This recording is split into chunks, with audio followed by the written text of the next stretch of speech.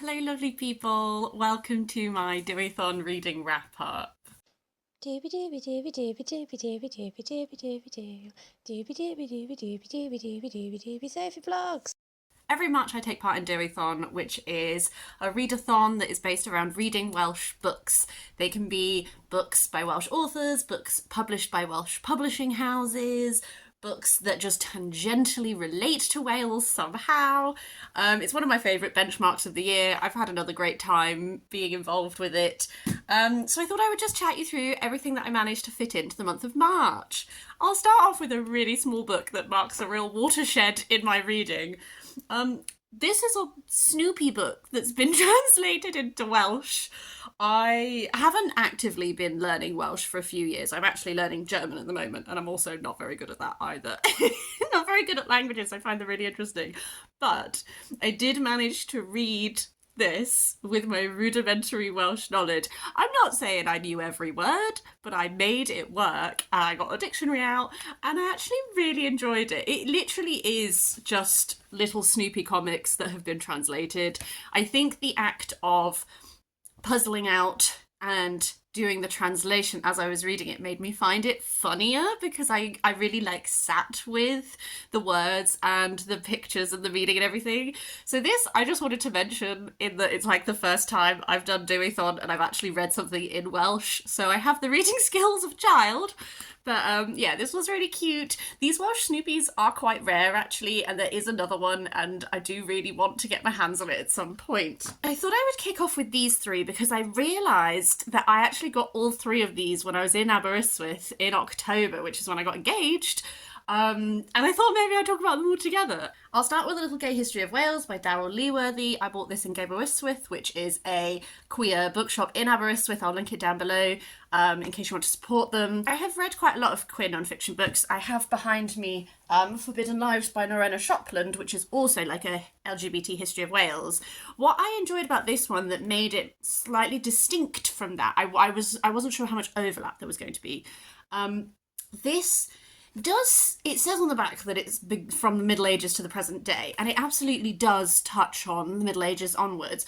I would say where most of its history focus is, it's probably in the last 100 years or so, Victorians sort of onwards. I think it had a really interesting exploration of much more recent history in that it was drawing a lot on publications from the last 100 years and what we can tell about what's it called when you place adverts that's advertising young man seeks companion, those kind of things. So there was I guess sort of a social history side of this and a drawing on lots of archival things, which I found really interesting and was definitely a way to differentiate this from some of those ones that are more sweeping, talking about these very iconic moments in Welsh gay history.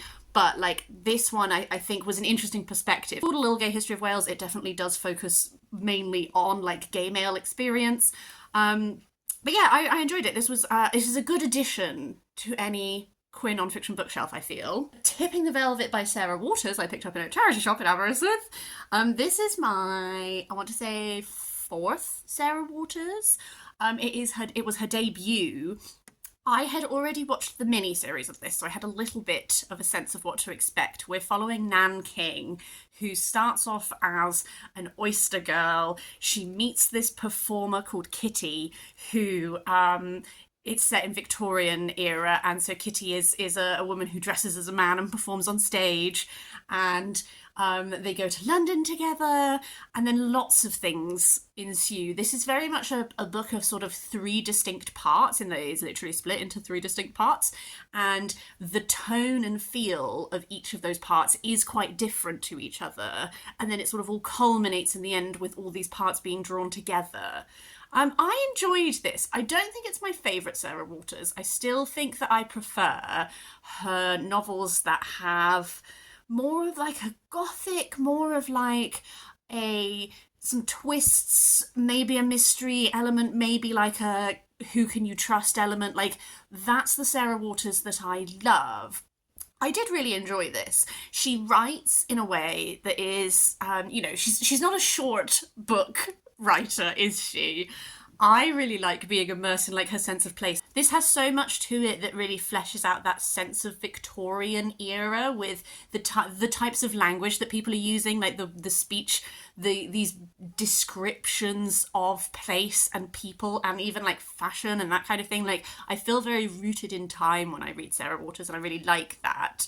I do think Nan is an interesting protagonist to follow because in many ways she's very self-focused, and I'm not sure she particularly grows that much throughout the book. The tone of Nan in the future recounting this story and Nan at the time and the things she's doing is just very similar. Yes, at times this was maybe like a little bit long for me, but I think there's something about the experience of reading this, and you have these like three very distinct sections that feel very different because they're drawing on very different things. Like the first section is really drawing on, you know, the music halls and all that kind of like male impersonator, all of that kind of thing. And then the second part is Nan is very much like a kept woman, and it's very sapphic, and there's like another side of like Victorian era creations that it's drawing on. Then the third part gets much more political, and Nan becomes involved with people who are socialists, and there's a lot of engagement with like political rhetoric and that kind of thing. I actually really enjoyed that section,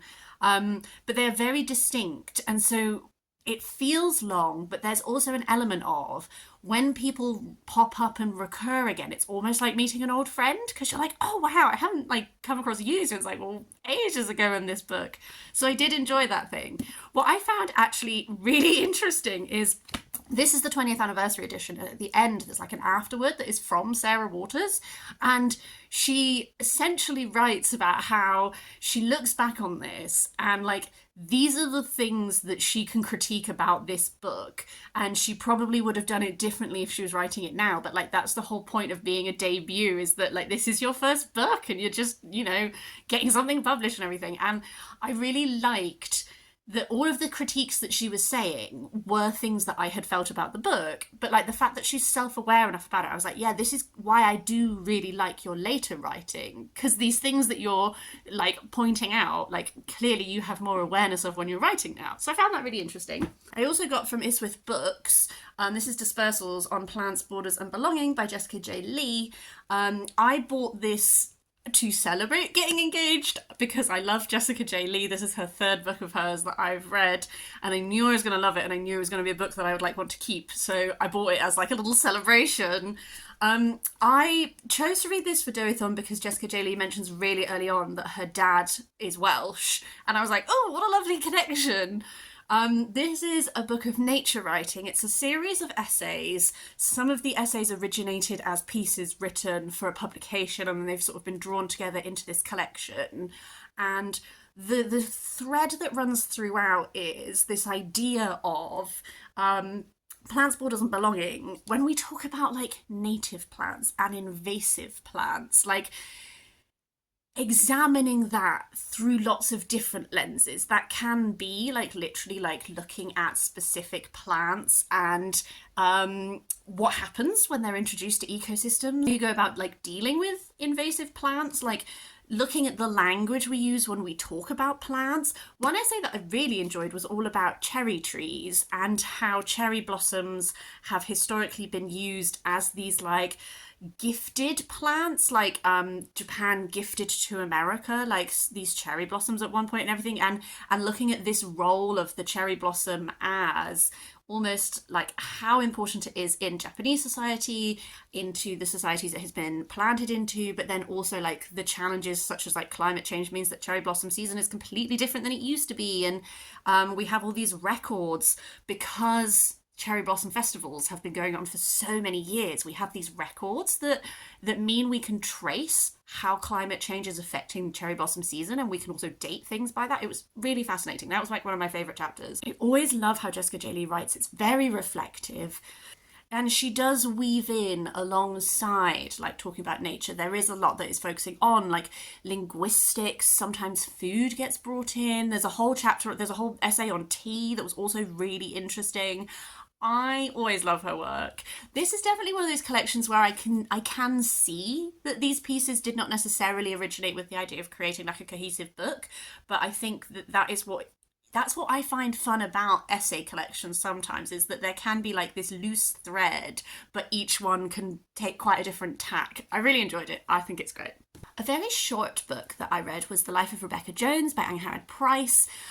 This is very, very short. I would like to say as a start point, do not read the introduction to this book. The first paragraph of the introduction did not spoil the whole book for me, but it did give me a piece of information that I wish I had read the book without. I will only say that because I don't want to spoil anything for you. This is a very short piece of fiction that is like slightly autobiographical in that it is like drawing on the author's family history, but it is a work of fiction. And it is following Rebecca Jones, who is born in this Welsh valley, and she has, it's just like a little potted look at her life and her family. And at the start, I found the narration style quite simplistic. And when I began, I wasn't sure if I was going to love it. I thought it was probably going to be fine. It really grew on me, and by the end, I've actually ended up really loving it. I think that this simple narration style at the beginning, where it almost was like too much of a little potted history. It was like Rebecca is born, she tells you about her parents, how they met, all that kind of thing, and then her siblings, and two of her brothers were born blind, and then one of her brothers also then lost his sight. As a result, the family pays for these two brothers to go grow up in a place where they will be supported in their learning, and it sort of affects the lives of the rest of the family. So the oldest brother, who always wanted to be a doctor, can no longer be a doctor because all the family's money is going towards paying for these brothers to have like the quality of care that they need, and so he becomes a farmer. And so there's a lot of, at the beginning, the older of the two brothers who are blind, like, this is little potted history of what his life was, and then the younger of the two brothers, this is the potted history of what his life was. So at the start I was like, it's fine. As it went on, I feel like what felt simplistic at first ended up being so reflective, and so Rebecca grows into herself. I think while her family is younger, she's involved a lot in helping to raise her siblings, and then when her older brother has his children, she's involved a lot in helping to raise his family. And it's not really until she reaches her 40s and 50s that she then grows into herself. She gets to start really existing as a woman in her own right, and she has such a connection to this valley. The nature descriptions in this was so beautiful, but also you get to see through her eyes the change that comes, whether that's through the war and how that changes things, the Second World War, or through the technological advances that change, like how this land is farmed, what the community looks like. I just felt like this was a book that really blossomed, and I really enjoyed that sort of process. And by the end of it, I felt really moved, and I really enjoyed it.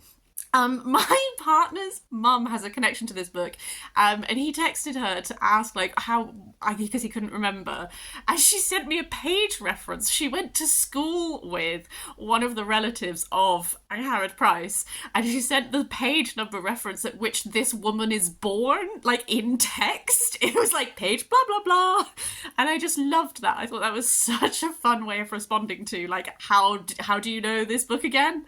So that was really fun. I really liked this. I would really recommend it. Specifically, I'm calling out, Dia, I think you would really like this book. I don't know why. Something about this, like, it's the type of nature writing, this, like, look at this land and this place. I don't know. I think you'd really like it. So that's that. I'm going to move on to some poetry briefly. I'll do two poetry. I read two Gillian Clarke's this month.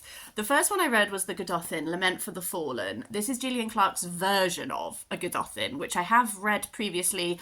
I don't remember the name of the guy who... I don't remember the name of the man of the translation that I've read. I'll put a cover up somewhere.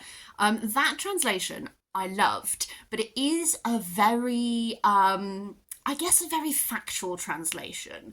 Gillian Clarke is really bringing like poetry to her translation here. It's dual language, so you get it in the Welsh and in the English translation and the version she's doing. I really enjoyed this. It reminds me so much of Memorial by Alice Oswald. Memorial by Alice Oswald is taking the Iliad, and it takes out the whole narrative, and it literally just is a memorial to the fallen. So it's a take on the Iliad which focuses on the fallen and is almost like a lament memorial to them, which is what made why these two are so linked in my brain. And I loved this, obviously I love this. I remember some of how the other translation that I read interpreted like the different soldiers, and this is based around this battle that happened outside what is now Edinburgh, but was at the time Welsh speaking. And it's this lament for all of the people who fell in this battle. And I love lament poetry. I love these things which like memorialize humans and people, like, you know, every single person who fell in that battle was a person who mattered to someone. And I love the like recurring metaphors that come throughout this, like the animal metaphors, the way that descriptions are repeated in threes because of different meanings. And the thing about having the Welsh is that you can really appreciate the alliterative elements, how delightful it is. Even if you don't speak Welsh, I think if you still speak some of it aloud, even if you don't know what to say, you can appreciate the sounds. And so then seeing how Gillian Clarke adapted that, I don't know, I found this fabulous. I really, really loved it. The other Gillian Clarke I picked up was the Sundial. To be honest with you, I felt a bit indifferent about this. I feel bad because this is my first Gillian Clarke. We just picked this up, like my partner just saw this in a charity shop and picked it up. Like we didn't set out to start our Gillian Clarke journey here, and therefore I don't know if it's the most emblematic of her work, if it was the best place to go. I'd be really interested if you're a fan of hers. What is your favourite collection? This is one, like, this was absolutely fine, and I keep saying I feel bad because the types of things that she is referencing are references that are very much in my ballpark. They're references that I enjoy. The actual poetry was just fine for me. That's always like the hard thing with poetry, isn't it? It's so personal. And sometimes you can be like, this feels like it should be ticking all the boxes, but it's just not. And that's how I felt about that, to be honest with you. A memoir I read is We Can Be Heroes by Paul Burston. Paul Burston is an activist. He was very involved with ACT UP, the UK branch. This is his memoir. He grew up in Wales and then he moved to London. And moving to London was sort of this like freedom to be himself, freedom to be out.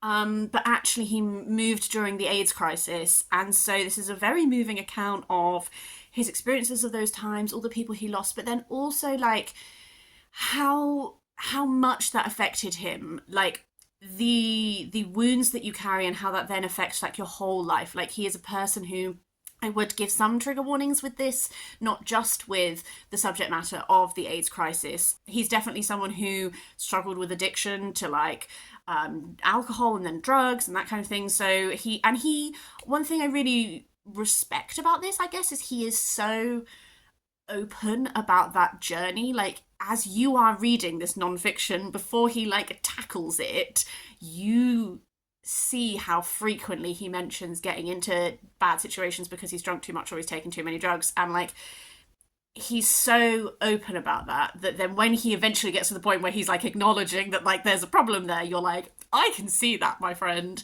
I really value anytime I read a memoir like this. I so value having this person's perspective. My favourite parts of it were when he was talking about his political activism. I admire enacting those principles so strongly, the types of action that he was involved with, all that kind of thing. Also, he set up a thing called Polari, which was it's like a book prize, and also like writers can speak about, and they do like readings of their work. So it is essentially like it was a way of uplifting LGBTQ plus voices. That was all so interesting as well. I really, really valued that. Where this fell down like a smidge for me is that sometimes it was just a little bit too, Like, I don't need, when you're telling me, when he was describing, like, writing his books, like, I personally don't need to have listed out for me, like, all of the positive reviews of your fiction books.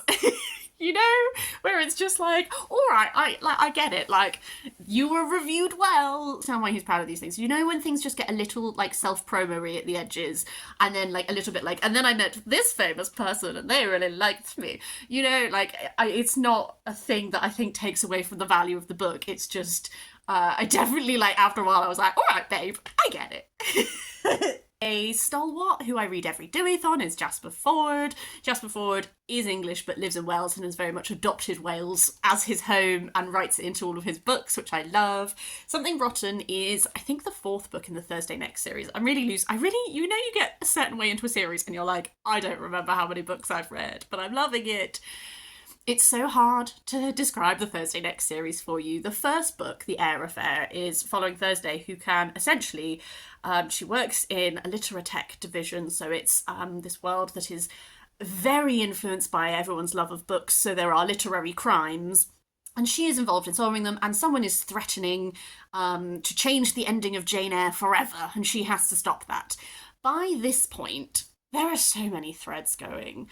One thing I love about Jasper Fforde is you'll be reading his book and you'll be like, there are so many different things happening. How on earth is this all going to come together? And then every time he delivers, I love it.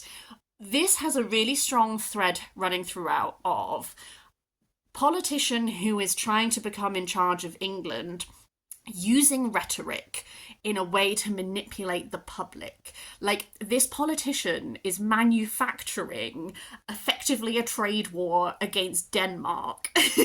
And that sounds really funny, and it is, the humour is lent into, but also there is a very astute look at how politicians use rhetoric and scapegoat communities in order to solidify their power and distract you from things that they don't want you to see, which feels so pertinent to be reading about right now. Cannot emphasise that enough. There's also like a recurring thread about there's this corporation called the Goliath Corporation who run throughout this as well. Like, corporations have so much power in this world, and this corporation is attempting to become a religion in order to therefore not have to be held accountable for all the bad things they've done, which was also really interesting. There's a whole thread in this where it's like, because in this world, like, Thursday has this ability to like read herself into books and take people out of books and everything, so like Hamlet is staying with her and her family. That was really fun. This one really did like tap into Wales. Like, Wales exists as like an independent republic in this, and again, this politician is really trying to like manufacture a war with Wales, so it has like a real role in this text that I really enjoyed. I really love the way that Jasper Fforde combines very, very silly nonsense with very astute pointing things out, and really like you're having all fun and games, and then he'll just like hit you with a little something that's like deeply meaningful, and I love all of that. I'm in too deep. I really enjoy it, and I also there's so many fun details that are playing around with like history or wording or literary references or stuff. It does at the very end have Croeso Gymru, the Socialist Republic of Wales, alongside some of the other like have you eaten your toast today? Because the Toast Corporation is also like a big megacorp. Like, I cannot recommend the Jasper Fforde series enough. I just think he's so good. Next up, I want to talk about The Just City by Jo Walton. This is another book I had such a good time with. This is absolutely, as soon as I read the description, I was like, this sounds wild, I need to read it. It's billed as, so Athena wants to, as an experiment, see if she can create Plato's Republic in the world. So she takes a lot of adults who have prayed to her, and they are now setting up the Republic based on how Plato laid it out. And so then they're gathering all these children, and they're going to like raise the children within the Republic. And like the two of the perspective characters you have of this, one of them is a woman from the Victorian era who has become and is now like one of these like masters, and then one of them is Simea, who is a child who has been taken and brought in to be brought up in this world. You also have the god Apollo, who is very confused about why Daphne would rather turn herself into a tree than have sex with him.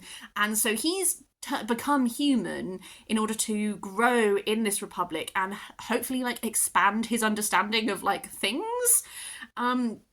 This republic is trundling along, and then at a certain point Socrates is brought in, and obviously Socrates starts asking a lot of questions, and I just thought that this was such an interesting book. Jo Walton, this is only the second Jo Walton I've read. The other one was her book Tooth and Claw, which is like Jane Austen but they're all dragons.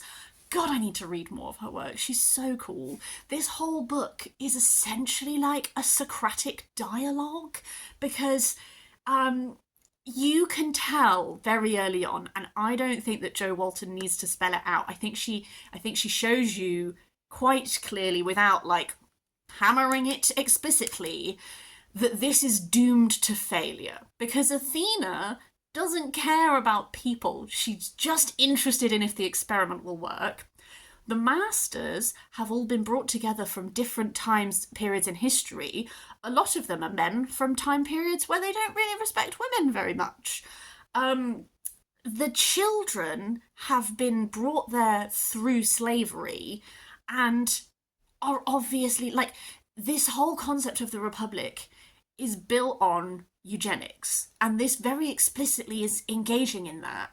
And simultaneously, there are these robots that Athena has brought there to be sort of like the manual labourers. And there's this whole thread throughout that is like, are these robots achieving sentience? And if, like, how do you test for that? And also, if they are, how does that affect the whole of society? Like, do you acknowledge that they have the capacity to be sentient? And I just feel like this whole book that you think is going to be just like, I don't know what I thought it was going to be, but I realised as it was going on, I was like, it's just like an exploration of, like, you need to ask these questions. We need to engage in these discussions about, like, sentience, humanity, how this system works. Like, this is inherently flawed.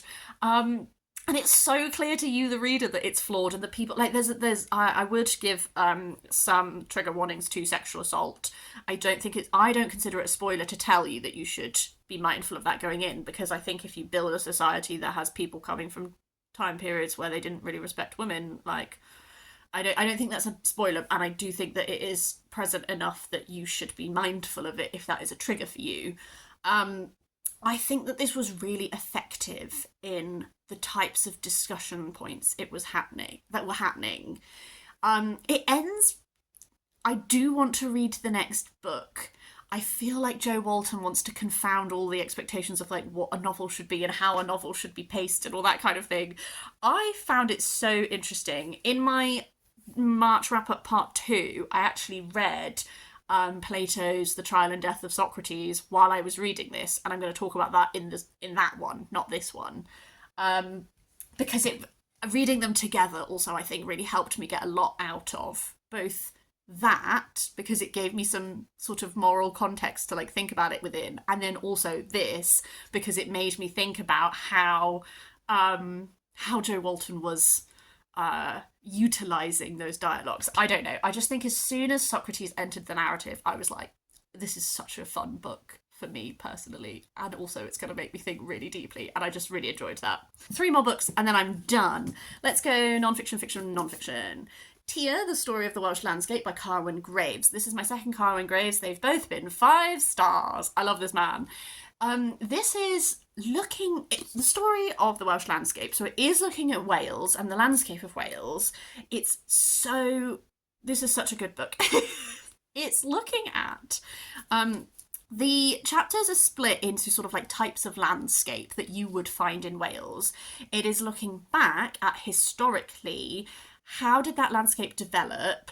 One of his main arguments in this is he's engaging with the concept of rewilding, but the problem with rewilding is assuming that these landscapes were not shaped by humans, when actually, like, we humans have shaped the landscapes of everywhere that we are. Like, Wales, these landscapes that we view as being like the traditional landscape of Wales is inherently shaped by humans and our interaction with it. So he takes these different types of landscape. He looks back at how they came to be. How did we humans shape that? This is very much engaging with the climate catastrophe. I found it actually sometimes I had to take a small break just because I have a lot of climate anxiety, to just have a moment. But I think it's engaging with it in a really bold and visionary way, whereby he's really setting out a vision for obviously how we are functioning now is not sustainable. Can we look back at how we used to function and then look to put together like a vision for the future? These landscapes of Wales are human landscapes. You don't have to clear all humans off of them for them to be sustainable in the future. We just have to look at what lessons can we learn from the past and how can we incorporate that into our future. I found it bold, I found it to be visionary, I found it a little bit stressful at times, but really brilliant. I also read The Ill-Made Knight by T.H. White. I sort of making this work for Dewithon by tapping into the fact that a lot of the King Arthur mythos comes from the Mabinogion. This is the third book in the Once and Future King cycle. I think it might be my favourite so far. It follows Lancelot, who in this version, Lancelot is like the best knight, but he is very, very ugly, and that sort of influences a lot of his life. And it is one thing I love about T.H. White is how he chooses to engage with Arthurian mythos. He explicitly throughout this references Thomas Malory's work and is like, look, if you want to know about this, go read Malory. That's not why I'm here. And he's so interested in giving you almost his narrative almost sometimes is a little bit irreverent. He will compare how knights do things to how cricket people do things at the time he was writing this, stuff like this, but in a way that I think has such an awareness of the Arthurian mythos. I have such a soft spot for the sort of Arthur, Guinevere, Lancelot, when people acknowledge that this is a three-way relationship and that these bonds of love go all of the ways, and that's what makes it heartbreaking. And he does do that. I will say, I do think as this text goes on, Lancelot's bond with Arthur is very clear and strong at the beginning. It does sort of I feel like Arthur disappears quite a bit as the text goes on, and that was my one critique was I missed the presence of Arthur, but I loved everything that it was saying about the Round Table is set up to stop this view of might being right. Just because you are the strongest doesn't mean you can get away with doing bad things and exploiting people and all that kind of thing. And then as this text goes on, you get this awareness that yes, those bad people that were doing those bad things don't exist anymore, but unfortunately you've now bred a new generation of people who have their own problems and foibles and bad things, and that's kind of your making, and how do you take responsibility for that, and what do you do about that? Another thing I found super compelling is that Lancelot's journey in this is from being the best knight to not being the best knight, and seeing his son Galahad become the best knight, and this pursuit of the Grail and all of that. How does that, if you have defined yourself in a certain way for your whole life, and crucially if other people define you that way and expect you to behave in a certain way and put you in situations where you're not allowed to not behave in that way, how do you cope when that's not you anymore? All of these really interesting little discussions like that. I just find it so, the way he chooses to approach Arthurian storytelling from this sideways point where he's I'll take the bits that are important to my storytelling and then I'll ignore the other bits that I don't I'll just tell you can go read Malory if you want those bits. I'm here to really explore this very human emotion or that kind of thing. I loved it, actually. I'm really excited. I'm definitely going to try and read the rest of these. I think I have 2 more books in this series. I really want to read them this year. I think I started reading this in literally I don't know, can't remember when. This was a gift from my friend. It must be, was this a lockdown gift? Did she post this to my house? I can't remember, but it's been a good 5 years at least. So I'm going to finish it this year. I believe myself. Finally, I managed to squeeze an extra book in, or rather, I haven't finished it yet, but that's because I'm recording this slightly before the end of the month, and I probably will have finished this by the time the month ends. Brittle with Relics, A History of Wales, 1962 to 1997 by Richard King. This is the history of Wales from this time period. This is so interesting. This is like a kaleidoscope of perspectives. It is split chronologically and then also by like topic. So like Remember Tryweryn is a chapter, Direct Action is a chapter, Reclamation. I'm currently reading the 1979 chapter, which was the referendum about whether Wales would have devolution or not. It's a lot of different voices. So Richard King has italics that run throughout that gives you the context you need. So if you're not familiar with this time period in Welsh history, I think this is a really great start point, because Richard King has enough presence that he's giving you, the reader, the tools you need to understand. And then it's lots and lots of excerpts. He's clearly interviewed so many people, and it's excerpts of interviews with them that are touching on that topic and showing you all of the different opinions and approaches. There are, like, just to read the back, Neil Kinnock, Rowan Williams, Leanne Wood, Michael Sheen, Nicky Wire, Sian James. There's also a lot of language activists, members of mining communities, so many different voices that are connected to the different bits of history that he's looking at. I'm loving this. I think this could end up being a 5-star read, just because I don't see what else I could want from this. Like, I think it's a really, because you're hearing people's thoughts in their own words, the people who are involved in these histories, I feel like it really shows you how people who are on different sides of certain arguments, how they all feel, people who are on the same side, but there is not a homogeneity in opinion. Like, I just think it's doing such a good job of like exploring all of those. I'm really, really enjoying it, having a great time. That's everything I read for Dewithon. As per usual, I would love to hear your thoughts on any of these. And did you do any Dewithon reading? If you did, how did you get on? What was your faves? I always buy books throughout the year for Dewithon, so I would love, love, love any recommendations. I will file them away for next year. But yes, otherwise, I hope you've had a really nice March, and I will see you next time for something different.